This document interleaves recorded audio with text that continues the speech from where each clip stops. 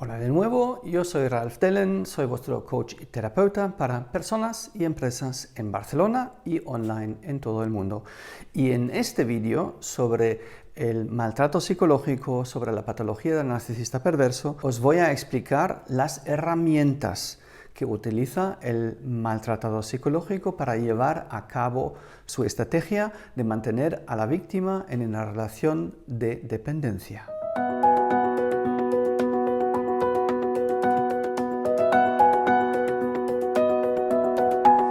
Bien, ahora es el momento de la verdad. Ahora vamos a hablar de las herramientas de manipulación que utilizan los maltratadores psicológicos, los narcisistas perversos.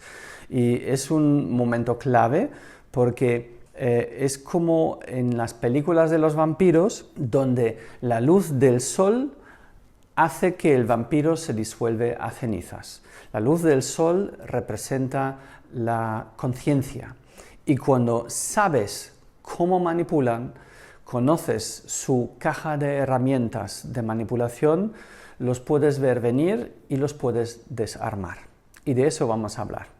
Ahora, primero hay que tener en cuenta que la comunicación es la herramienta principal de todos nosotros. Tenemos la comunicación verbal, que es el contenido del mensaje, y tenemos la comunicación no verbal, que es cómo entrego este mensaje. Personas manipuladoras suelen ser personas que normalmente hablan muchísimo, están constantemente hablando. Es como una radio de fondo que no para de emitir. Y esto también pertenece a una de las 4 estrategias, que es la hipnosis, porque la hipnosis se hace a través del constante taladro de palabras.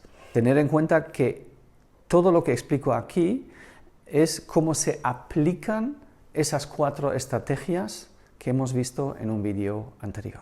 También ese hablar constantemente hace que el otro habla menos y quien siempre está hablando también siempre se está poniendo en el centro de atención, que es lo más importante para un narcisista. Tiene que ser el foco de atención constantemente.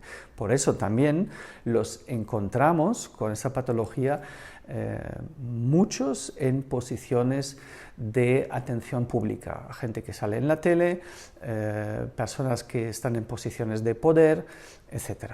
Utilizan lo opuesto al hablar para manipular, utilizan el silencio. Pero esto solo lo utilizan cuando te quieren hacer sentir ignorado, cuando te quieren menospreciar. Suelen ser personas que son conflictivas, tienen relaciones difíciles, suelen ser personas que siempre están en la oposición, porque cuando estoy en oposición con una persona genero un conflicto, y un conflicto genera mucha más energía que una armonía. Y aquí hay un ejemplo de cómo se utiliza la estrategia de la paralización en la comunicación. Es muy diferente como si te digo, ¡hala! ¿Tienes gafas nuevas? Pues te quedan muy bien. ¿Dónde las has comprado? Como si te digo, ¿ah? ¿Son nuevas estas gafas? Ah, te queda muy bien. ¿Dónde los habrás comprado? ¿Habéis visto que lo último, mi mensaje no verbal, era contradictorio al mensaje verbal?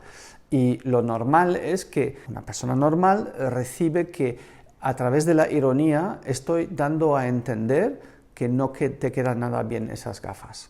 Lo normal es que la persona que recibe este mensaje dice, ah, ¿no te gustan esas gafas? Y ahí el manipulador dice, ah, yo no he dicho esto, ¿eh? ¿Será que tú estás dudando? Y no solo se ha salido con la suya, sino encima te ha devuelto la duda a ti. Y esto es ya el siguiente punto. Hablamos de la opacidad. ¿Verdad que los vampiros siempre operan de noche? Porque no les ves claramente. No puedes identificar quién es. No salen nunca directo y así también se comunican. Utilizan los mensajes que emiten para sembrar la duda, para sembrar sospecha, para crear una intriga, para crear un conflicto entre otras personas. No te dicen, no me ha gustado aquello que has dicho o aquello que has hecho. No, te dicen, He escuchado que los demás han dicho que lo que has hecho y lo que has dicho no está bien. Se esconden, no salen a la luz. O también cuando quieren crear un conflicto con la víctima y otra persona, mencionan de quién lo han escuchado, porque esto pertenece también a la táctica de aislar la persona de sus contactos, de sus amistades que son referentes. Siembran la duda, siembran la intriga. Y así consiguen el aislamiento de su víctima, de su entorno. La hacen cada vez más dependiente. Son personas que prometen de todo, pero no responden a lo que han prometido. Ellos no se definen. Son detalles que la otra persona siempre tiene que esperarse hasta último momento para saber si se va a hacer lo que se ha dicho. Te hacen esperar hasta el último momento porque no pueden estar en lo concreto, rehuyen de lo concreto. Utilizan el chantaje emocional o las amenazas directamente, ahí sí que son directos, para conseguir sus propios fines. Y lo fascinante, estrategia de la fascinación, también es que de alguna forma siempre se salen con la suya, porque no les puedes coger por ningún lado, son como políticos. En español se dice no se mojan, no los pillas, no se definen. Son esas personas que son el pirómano y el bombero a la vez. Ellos generan el conflicto entre otras personas, no entran en ese conflicto a pesar de que lo han creado, pero luego depende de ellos de realmente resolver este conflicto. Y ahí se presentan como el sanador, el salvador.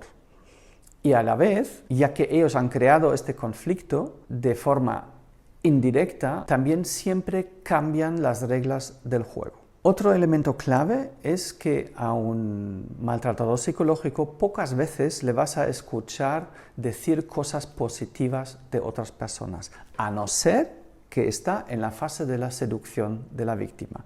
Pero lo normal es que siempre están en la queja, siempre están menospreciando a los demás. Esta técnica de menospreciación es lógico dentro del contexto de su patología. Son personas que se han disociado por completo de su propio ser, de su propia autoimagen, que es muy negativa. Para poder sobrevivir, la han cortado y se han creado lo opuesto. De ahí esa grandeza, esta superioridad a la que aspiran y la que proclaman. Entonces, con el menosprecio, de hecho, es un acto de reducir a todos los demás por debajo de su propia autoimagen negativa, para así sentirse elevado y superior a los demás.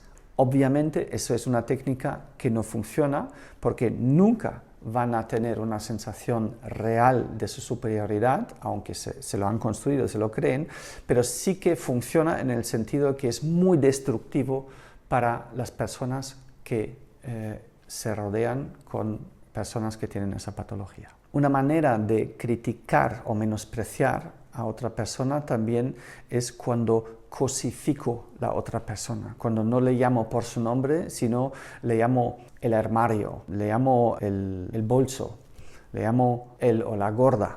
Tratan a la otra persona como un mueble, como una cosa. Y esto es realmente quitarle la humanidad a la otra persona, de reducirlo a un objeto. Un ejemplo, cómo se utilizan todas esas herramientas en paralelo, es, por ejemplo, una persona que le prepara la comida a una persona que es maltratador psicológico.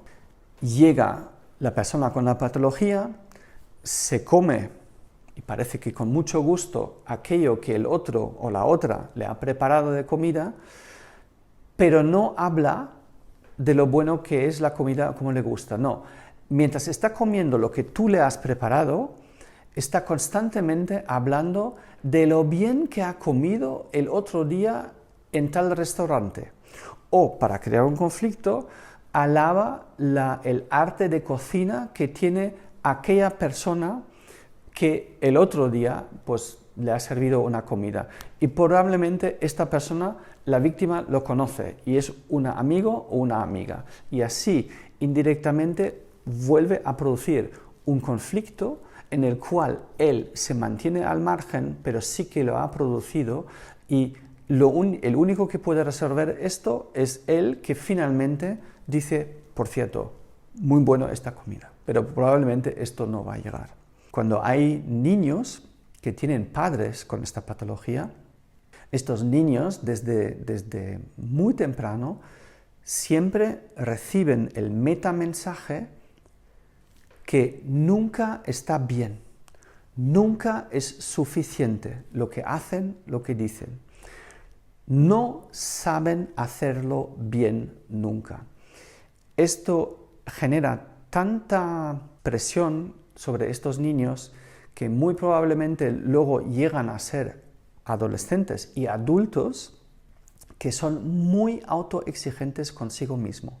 Son personas que son perfeccionistas, pero no pueden reconocer lo bien que realmente hacen las cosas porque nunca se les ha reconocido nada nunca y siempre están en la duda de lo que hayan hecho está realmente bien hecho, ¿no? Esto puede producir muchísimo sufrimiento en estas personas. Son personas que a través de la crítica y el menosprecio constante exigen la perfección a los demás, exigen estándares muy altos, los cuales ellos mismos nunca cumplen. Pero ojo cuando los criticas a ellos. Esto es algo que no soportan. Esto les despierta la furia y la venganza.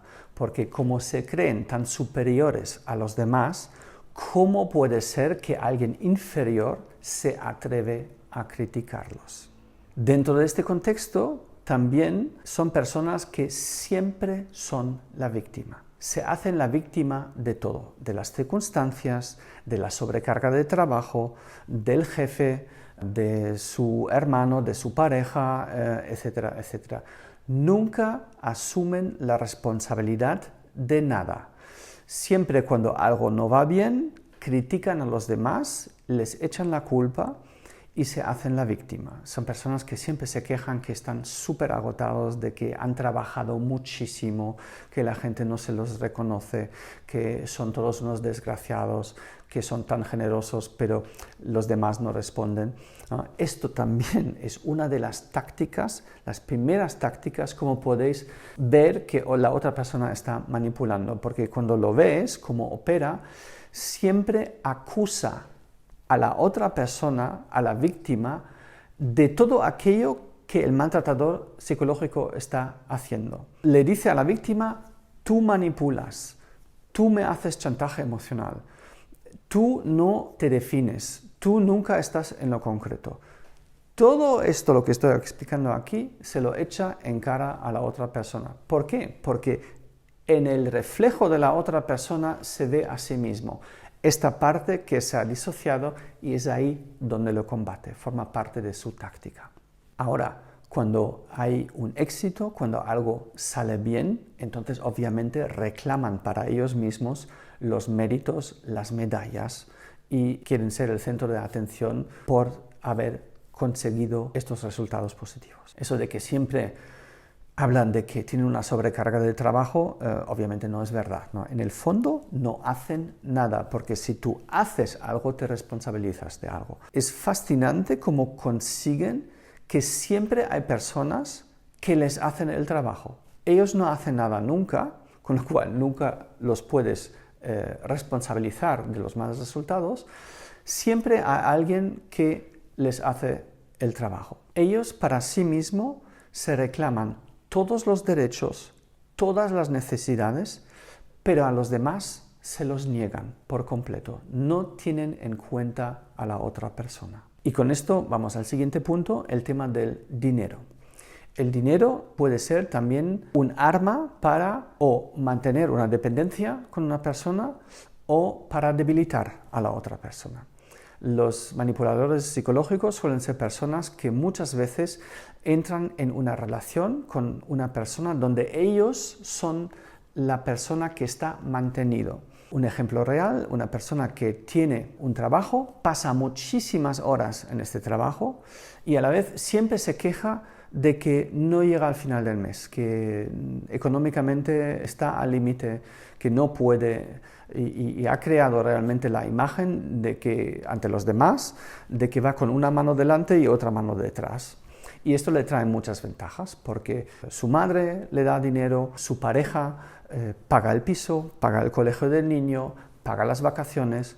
Y lo curioso es que nadie ve que cada vez que ves a este manipulador siempre lleva la última ropa de marca y cuando lo mencionas dices no, le he comprado en rebajas y en un outlet al 20% del precio original, siempre se excusan, pero luego siempre tienen también los últimos gadgets, tienen un nuevo aparato de fotos, tienen el último modelo del ordenador superpotente, la última PlayStation, etcétera, etcétera. Son personas que realmente se dejan mantener y viven como parásitos. Cuando gastan el dinero, entonces puede ser que están en la seducción o cuando la seducción ya no funciona, utilizan el dinero para comprar a la otra persona. Otro ejemplo que conozco es un padre que tiene ese trastorno, que es un manipulador. El hijo que tiene es muy inteligente y sabe que el padre está manipulando, entonces ahora el padre ha cambiado de táctica y compra al hijo. Porque el hijo ya no quería ir, le compra el último iPhone, le compra la última PlayStation, le paga las vacaciones, etc. Es una manera de utilizar el dinero. Otra manera de utilizar el dinero es también debilitar a la otra persona. Un ejemplo concreto, una mujer y un hombre son hermanos, él tiene la patología del narcisista perverso y tiene tanto dinero que ya se ha mudado a otro país donde no paga tantos impuestos. Y aún así utiliza todo el dinero que tiene para enviar un puñado de abogados para sacarle la casa donde vive la hermana. Y así obviamente pues la debilita. Una vez que te metes en este tema, pues el otro también tiene que gastar mucho dinero en abogados, en juicios, etc. Y lo curioso es, esto es un ejemplo real, en una constelación que hice con esta persona, con la mujer, la hermana, constelamos esto. En otros vídeos en YouTube podéis ver qué son las constelaciones químicas, si no lo sabéis, aquí no lo voy a explicar, no me voy a extender tanto. Los representantes que estaban en esa constelación pues no eran expertos, no conocían la patología del narcisista perverso, se mencionó pero no eran expertos. Y cuando los representantes empiezan a constelarse, veo que el representante de este hermano súper rico y con la patología se mueve hacia la representante de su hermana en una posición que me indica que aquí hay una relación de dependencia. Y voy y pregunto al representante, ¿qué pasa aquí? ¿Cómo estás? Y el representante me resume en 4 palabras de qué se trata realmente aquí. Me dice el representante, yo solo quiero jugar. Yo solo quiero jugar. Para el narcisista perverso, toda esa manipulación destructiva es un juego. Sigue jugando con el otro, porque también está en dependencia con la otra persona. Y cuando consigo que se enoja, se enfada, rompe a llorar, esto es mucha más energía de la que el narcisista perverso se puede alimentar, como si genero una relación al mismo nivel, de tú a tú, donde hay una armonía. Otro ejemplo de cómo manipulan, primero te menosprecian, pero luego vienen y te dicen, oye, ¿me puedes ayudar? Tengo aquí algo que yo no solo no puedo. Entonces la víctima que ha recibido tanto menosprecio escucha, oh, está reconociendo mis capacidades en un punto especial. Ahora tengo la oportunidad de comprobar que soy merecedor de reconocimiento, etc. Y no se da cuenta que lo que está haciendo el manipulador es de traspasarle un conflicto, de pasarle una bomba de relojería. Porque la opción que hay es que la víctima se pone realmente a resolver el problema que le ha pedido el manipulador y puede ser que es algo que no se puede resolver. o que se necesita la participación activa de la otra persona. Entra en un conflicto, se desgasta en este tema y hay dos opciones. Consigue resolver el problema y entonces el otro va a decir, bueno, hombre, tampoco era para tanto, ¿eh? No me vengas ahora aquí pidiendo que te invite a cenar porque ha sido fácil. Y si no consigue resolver este tema, el manipulador te va a decir, a ver, por una vez que te pido un favor sobre algo tan sencillo como esto y ni siquiera eres capaz de resolver esto, y ves que no tienes una oportunidad. El manipulador cambia las reglas del juego constantemente, a su antojo, a su libre albedrío. Y para esta persona es un juego, no es más que un juego. No quiere llegar a ningún fin, a ningún objetivo, a ningún resultado. Le interesa mantener un conflicto porque mientras hay un conflicto, hay una relación. El único momento cuando dejan a la víctima es cuando la víctima ya está tan quemada que ya no interesa, ya no aporta. Esto es cuando la sueltan, cuando han tragado la última gota de sangre. Y no es una broma, hay personas que se mueren de puro agotamiento estando en una relación de dependencia con un manipulador psicológico. Cuesta muchísima energía sostener esto y degrada la salud de las personas. Se mueren de agotamiento, cogen alguna enfermedad grave. Varios casos que conozco han cogido un tumor en el cerebro porque es un taladrar el cerebro constantemente a través del menospreciar, a través del lavado del cerebro, y hay personas también que se suicidan. Y también tengo un sinfín de ejemplos reales de personas que se han separado, se han divorciado finalmente de su pareja que tiene esa patología, y todos me han dicho que al final han saliendo perdiendo dinero, que cuando estaban en juzgados y querían llegar al convenio, al final han cedido bienes, dinero, derechos, solo con el fin de poder separarse de esta persona, porque lo que es el dinero nunca es suficiente para el otro. Son tan grandes manipuladores que hasta cuando tienen que presentarse ante el juez se vuelven a hacer la víctima. Vienen con una pierna vendada, vienen y dicen siempre ¡ay, ay, ay, ay! Hacen ver como si tuvieran dolor.